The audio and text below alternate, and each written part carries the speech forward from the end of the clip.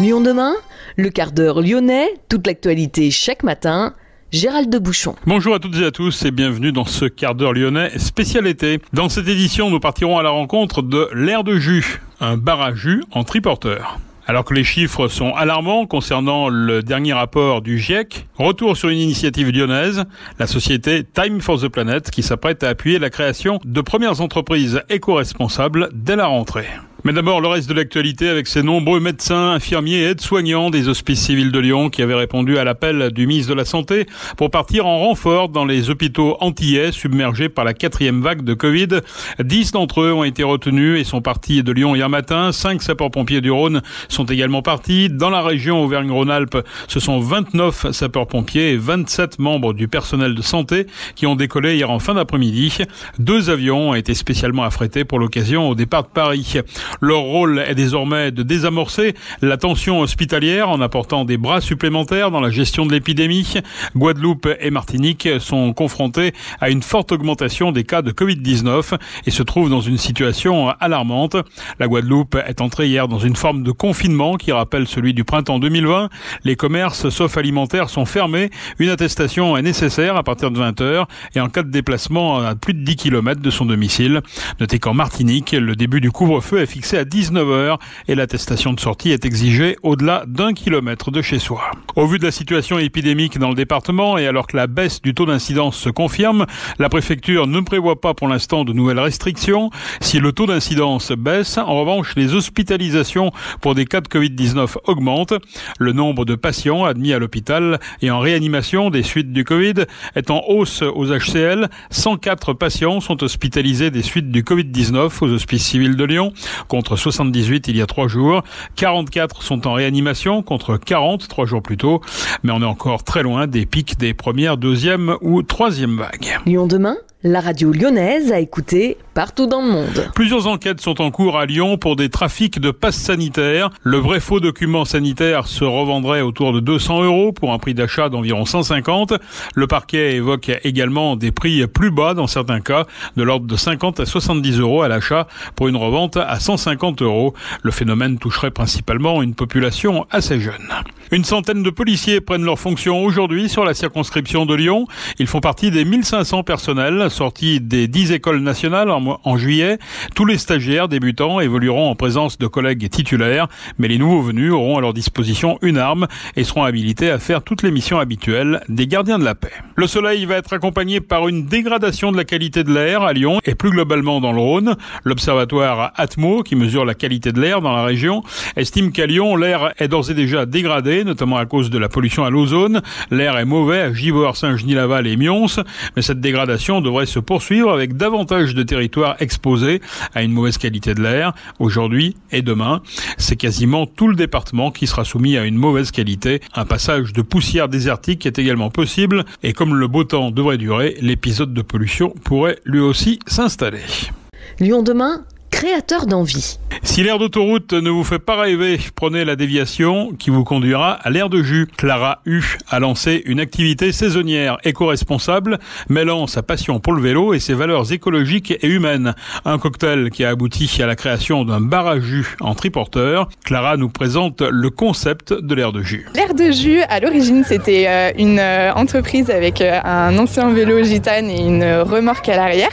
Et donc je faisais ça en complément de mon travail à mi-temps. J'ai toujours été fan de vélo, donc une fois en fait en regardant un documentaire sur Copenhague, j'ai été inspirée par un gars qui était entrepreneur à vélo et qui faisait des visites de la ville et qui proposait une pause barbecue qui était installée sur son biporteur même. Et donc ça m'a séduite et moi j'aime beaucoup, je suis dans l'hôtellerie-restauration à l'origine, j'aime beaucoup le relationnel client, j'aime tout ce qui est nourriture, boisson. Les jus c'est sain, c'est frais, ça me plaît et en plus de ça, faire ça à vélo, c'était tout combiner tout ce qui me plaisait. Donc. Alors parlons d'abord des jus. Les jus pressés à froid, c'est quoi? Alors le jus pressé à froid, c'est un jus qui est pressé du coup dans un extracteur de jus. La différence de l'extracteur de jus à la centrifugeuse, c'est que l'extraction se fait lentement, donc ça permet de conserver les vitamines, les enzymes et les nutriments en général. Donc c'est sain pour la santé et c'est pour ça que j'ai fait cette décision pour la qualité du jus. Alors des jus de quoi? De fruits, de légumes? Des jus de fruits et légumes, enfin à varier. Il peut y avoir aussi des jus de fruits uniquement, mais j'essaye surtout de faire des jus de fruits et légumes pour l'originalité et puis avoir le plus de nutriments possible. Un Triporter, on peut le trouver où? Alors ce Triporter, il peut se trouver sur les marchés, quai aux Gagnards. Je vais essayer aussi au niveau de Croix-Rousse, mais à voir si le Triporter me permet de monter jusqu'à là-haut. Et sinon dans les événements, donc que ce soit public ou privé pour les mariages, anniversaires, showroom, inauguration pour les entreprises. Et enfin dans de la livraison d'entreprise pour des paniers pour les salariés par exemple. Et alors l'histoire du vélo, c'est quoi? Alors le vélo, j'ai fait le choix de prendre un vélo triporteur pendulaire. Donc c'est un triporteur un peu particulier qui permet d'accompagner vraiment dans les virages. Et l'avantage, c'est que ça a une conduite beaucoup plus confortable qu'un triporteur classique. Et c'est aussi moins dangereux quand on prend des dos d'âne en virage par exemple. Enfin en billet plutôt. Et donc pourquoi le triporteur? Parce que ça permet de supporter beaucoup de poids et que malgré tout, il y a beaucoup de poids avec les jus, le caisson isotherme et tout ça. Et j'ai pris aussi une assistante électrique en espérant pouvoir monter à Croix-Rousse. Combien ça coûte alors un triporteur comme ça? C'est un investissement de combien? C'est quand même un investissement. Le vélo uniquement, donc sans le caisson, ça m'a coûté 6 500 € environ. Et donc il y a différents formats, il y en a d'un peu moins cher. Moi j'en ai pris un moyen. Et le caisson, après, il faut rajouter environ 1500, voire plus. C'est aléatoire. Moi, je l'ai fait sur mesure, donc voilà. Avec une aide de l'ADI? Avec une aide de l'ADI, oui, et de ma cyclo entreprise. Donc, j'ai pu bénéficier de 2 primes. La prime régionale et la prime de ma cyclo entreprise qui accompagne les entrepreneurs à se lancer à vélo. Et l'ADI m'a permis d'avoir un microcrédit pour lancer mon activité. C'est important le vélo finalement dans l'histoire, ou est-ce qu'on pourrait faire ça sur un tréteau tout simplement avec une voiture? Alors c'est important pour la mobilité, mais on pourrait le faire avec la voiture. Pour moi c'est très très important d'encourager la mobilité verte et puis je suis fan du vélo de base. J'ai toujours fait beaucoup de vélo et dans ma famille aussi. On en fait beaucoup en général. J'ai vécu d'ailleurs à Amsterdam juste avant, donc je suis à l'aise sur le vélo, je me sens bien sur le vélo et c'est pour ça que je voulais entreprendre à vélo. Et c'est un rapport un peu particulier par rapport aux clients, je suppose, d'avoir un vélo? C'est sûr que ça attire, c'est pas encore super connu les professions à vélo et donc souvent quand on me voit passer les personnes se retournent et ou me posent des questions, surtout parce que j'ai un triporteur qui est coloré et qui a ce système pendulaire qui est un peu particulier, donc ça intrigue davantage. Les perspectives? Les perspectives, j'espère me développer essentiellement sur les événements. J'espère, c'est ce qui m'intéresse le plus. J'aime la dynamique de l'événementiel. Puis faites que ça marche. Ouais. Créer des emplois, c'est possible? Créer des emplois, possible, oui. Pour le moment, j'ai du mal à avoir de la visibilité là-dessus. Mais oui, ça serait chouette de pouvoir employer et passer en société aussi, puisque je suis actuellement micro-entrepreneur. L'air de jus que vous pouvez retrouver sur Facebook et Instagram.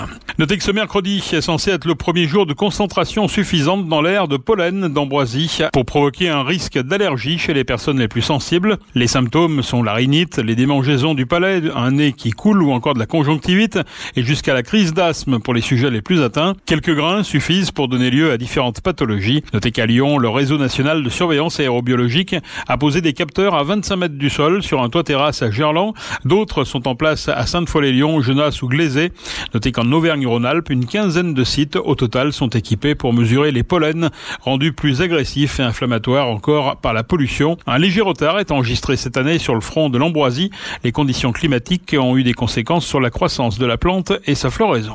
Lyon demain, le média influenceur d'avenir. Créé en 2019 par 6 entrepreneurs lyonnais résolus à agir contre le réchauffement climatique, la société Time for the Planet s'apprête à appuyer la création de premières entreprises éco-responsables. Les premières initiatives soutenues seront annoncées à la rentrée. Nicolas Delattre. Nous rassemblons 1 milliard d'euros pour créer 100 entreprises luttant contre le réchauffement climatique. C'est ce que l'on peut lire en lettres majuscules sur le site de Time for the Planet. Un objectif qu'ils espèrent atteindre en 2030, une décennie donc pour faire bouger les choses et inverser la tendance. Nous recevons Arthur Aubeuf, cofondateur de Time for the Planet.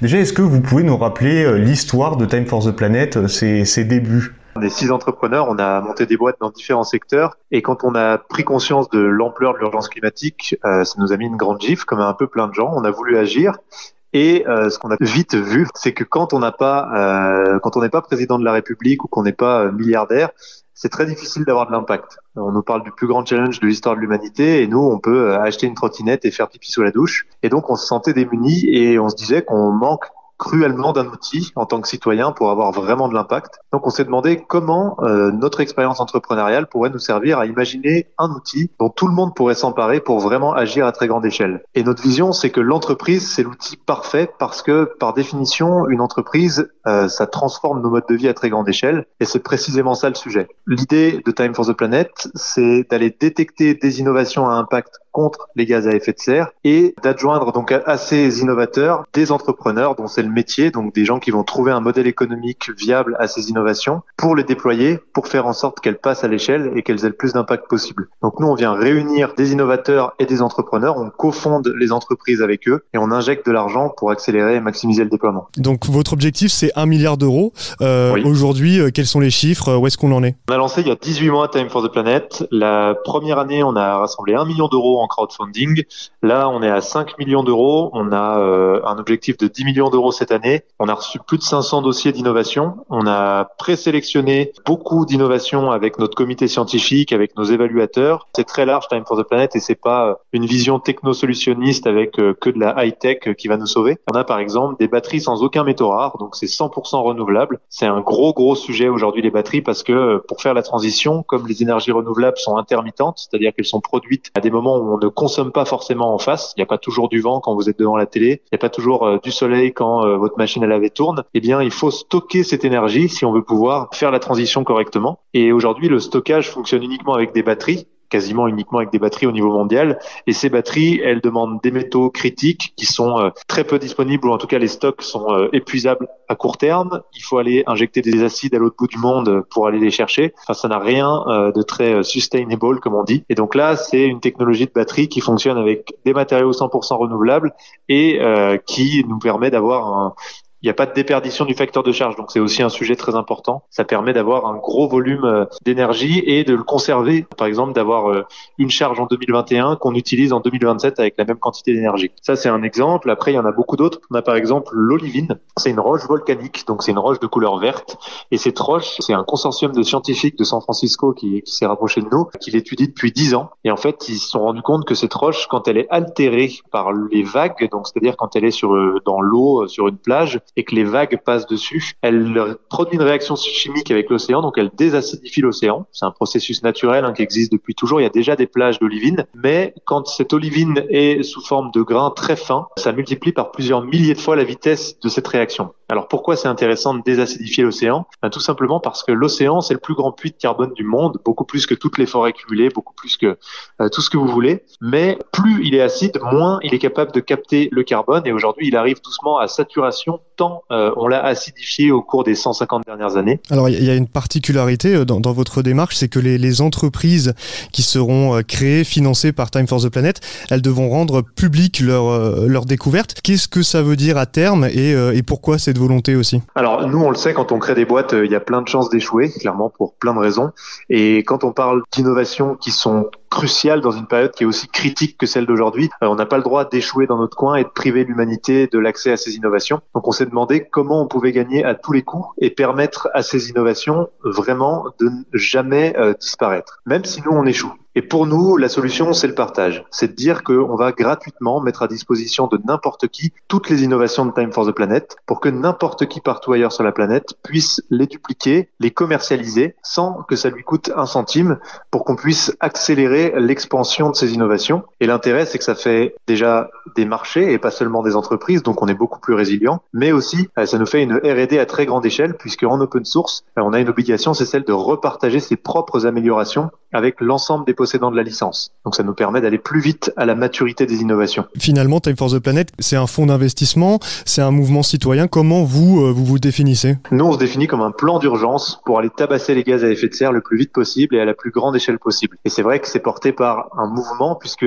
on est des dizaines de milliers de citoyens et tout le monde peut être copropriétaire de Time for the Planet, participer à l'aventure à partir d'€1. Et c'est ça aussi qui fait que ça fonctionne bien, puisque tous ces gens-là nous aident à aller de plus en plus vite avec leur temps, leur argent, leur expertise, leurs contacts, etc. Justement, le soutien financier, je voulais en venir. Est-ce qu'il est accessible à tout le monde ? Comment on fait pour soutenir Time for the Planet ? Tout le monde est bienvenu dans Time for the Planet. Il suffit d'avoir €1 et de se rendre sur le site time-du6planet.com. Et ensuite, il y a un petit bouton qui s'appelle Acheter des actions et qui vous permet de devenir officiellement copropriétaire, associé de Joe Wilfried Tsonga, de Jean-Michel Aulas, de Jean Jouzel, le climatologue, et bien d'autres. La prochaine étape pour Time for the Planet, c'est l'annonce des 2 innovations retenues et qui seront financées par les 5 millions d'euros déjà récoltés. Rendez-vous en septembre pour les découvrir. Merci Nicolas, c'est la fin de ce quart d'heure lyonnais. Merci de l'avoir suivi. On se retrouve demain, même heure, même antenne. En attendant, restez prudents. Bel été.